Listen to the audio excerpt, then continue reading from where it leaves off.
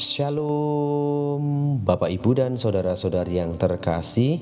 Jumpa lagi dalam Sikat Sabda Iman Katolik hari Selasa Pekan Biasa ke-24 13 September 2022. Hari ini gereja memperingati Santo Yohanes Chrysostomus, uskup dan pujangga gereja. Bacaan dari Injil Lukas bab 7 ayat 11 sampai 17. Marilah kita siapkan hati dan pikiran kita untuk mendengarkan sabda Tuhan.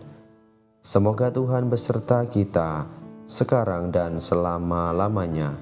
Inilah Injil suci menurut Lukas. Dimuliakanlah Tuhan. Pada suatu ketika pergilah Yesus ke sebuah kota bernama Nain. Para murid serta banyak orang pergi bersama dia. Ketika ia mendekati pintu gerbang kota, ada orang mati diusung keluar, yaitu anak laki-laki tunggal seorang ibu yang sudah janda. Banyak orang kota itu menyertai janda tersebut. Melihat janda itu tergeraklah hati Tuhan oleh belas kasih.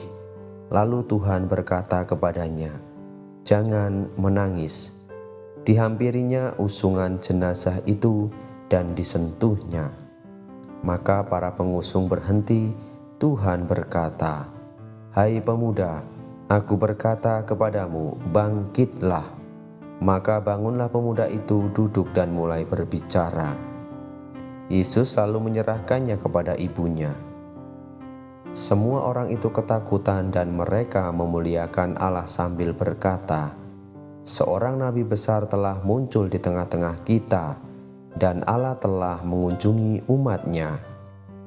Maka tersiarlah kabar tentang Yesus ke seluruh Yudea dan ke seluruh daerah sekitarnya. Demikianlah sabda Tuhan. Terpujilah Kristus.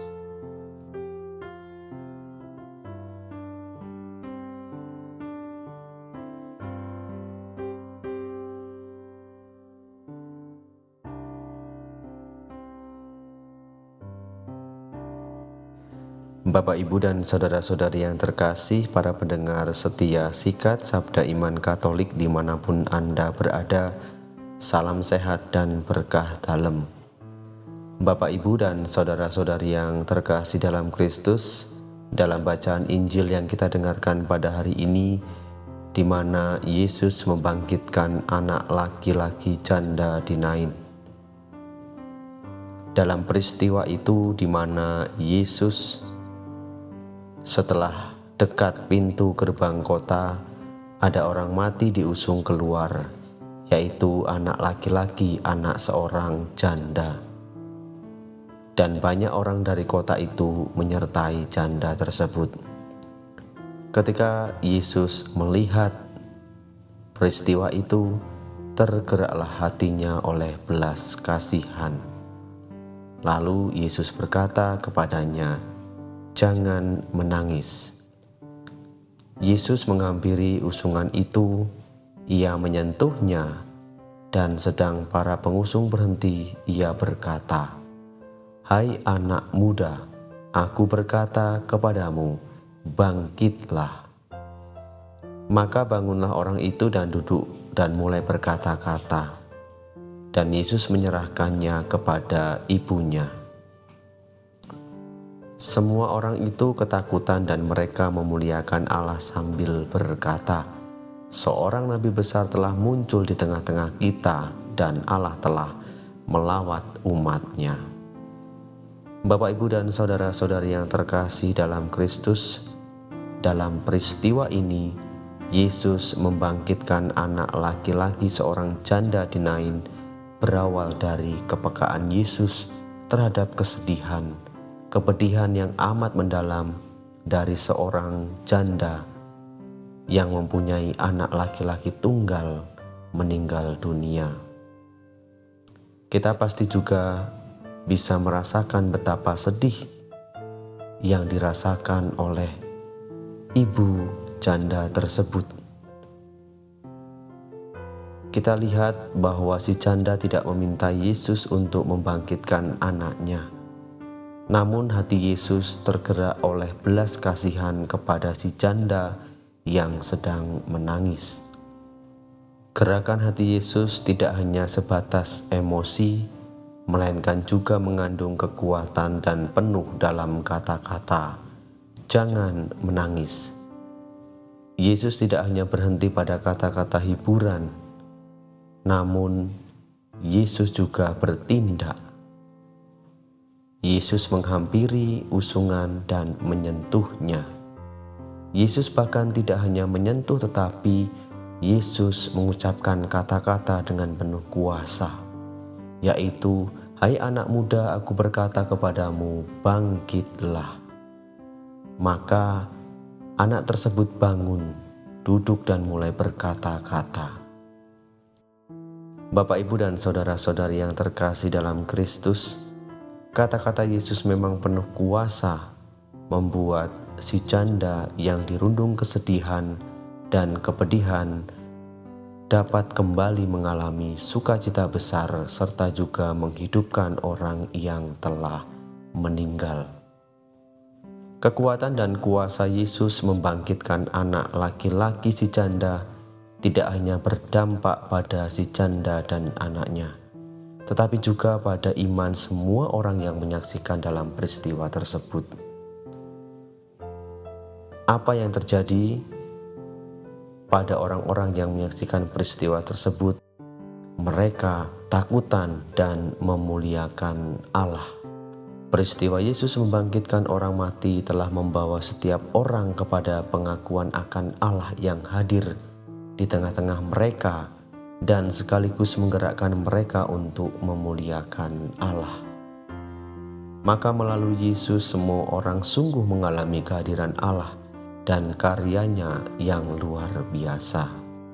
Bapak, Ibu, dan saudara-saudari yang terkasih dalam Kristus, apa yang dialami oleh si janda juga dialami oleh setiap orang termasuk kita. Tak ada orang yang dapat luput dari situasi demikian. Situasi sedih tatkala orang yang kita cintai dan yang mencintai kita pergi meninggalkan kita atau meninggal dunia.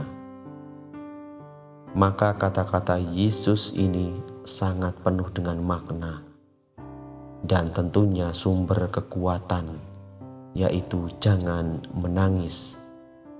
Kuasa perkataan Yesus "jangan menangis" tidak hanya berlaku dan berdaya pada peristiwa kematian, melainkan juga dalam situasi ketika kita mengalami berbagai tantangan, kesulitan, cobaan, dan penderitaan karena iman kita akan Yesus.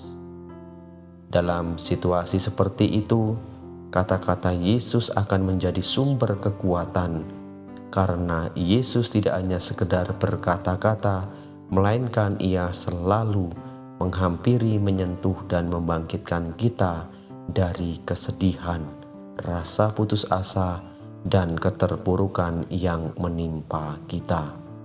Bapak, Ibu, dan saudara-saudari yang terkasih dalam Kristus, kita percaya bahwa Yesus yang tergerak hatinya oleh belas kasihan ketika menyaksikan kesusahan si janda juga senantiasa tergerak hatinya oleh belas kasihan saat Ia menyaksikan kesusahan dan kesedihan setiap orang yang percaya kepadanya.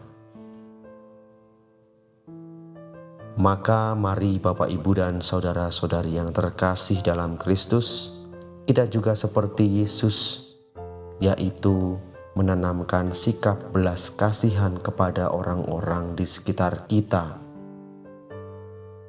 Kita berusaha untuk menjadi orang-orang atau menjadi pribadi-pribadi yang lebih baik lagi dengan mempraktekkan cara hidup kita dengan belas kasih.